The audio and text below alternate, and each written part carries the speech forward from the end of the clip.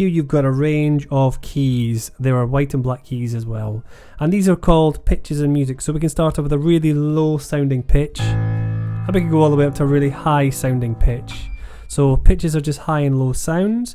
When we start on our notes, then we can start within a musical alphabet. So music notes are arranged in 2 different ways. So we can start with A, and we can go all the way up to another A. So we've got the musical alphabet, which would be A, B, C, D, E, F, G, and then we go back to A again, and it just repeats that pattern over and over again.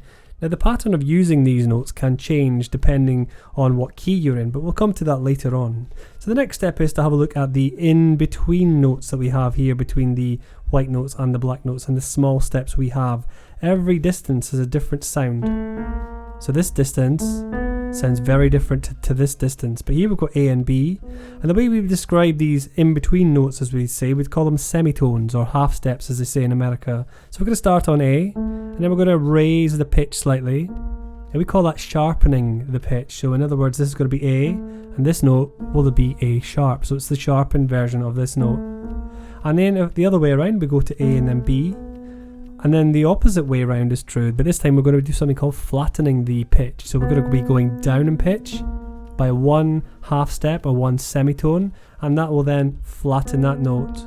So depending on which way we are going, which direction of travel, and in terms of the number of notes and the type of key that we're in, will determine how many of these combinations that we will use, both sharps and flats. Western music notes are arranged in 12 different steps.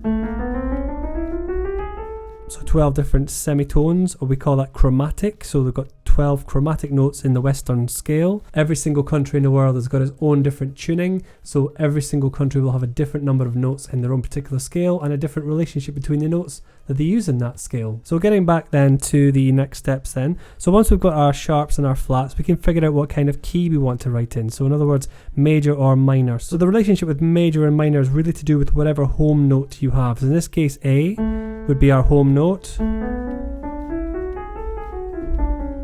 So that would be our major scale. So our scale of steps going up and down just in those steps, and there's usually about 8 notes in that scale. So the way we describe major then is we've got our home note, our third, and our fifth. Now it's usually the home note, the root note, and the third that usually gives the tonality. So have a look at this for me. So this would be A major, and this would be something called A minor. Now the difference really in tonality is to do with the number of steps between that root note or the home note and that second note. So we've got the root note A, and we count up 1, 2, 3, 4. 4 semitones distance between the A and this note here. Because it's to the right of C, it will be a C sharp. So that would be our major third step of that scale. We can add the fifth step of that scale, and we'd have our major triad, and we can add on other notes on top. We can add on the 7th note,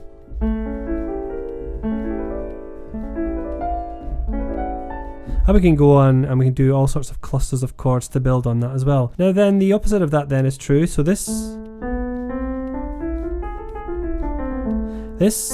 root note and the third note this time is C. So it's not sharpened C, it's C natural. So we're going to be going C, so we're going to go A, C, E. And the distance between A and C this time is not 4 semitones, it's 1, 2, 3 semitones.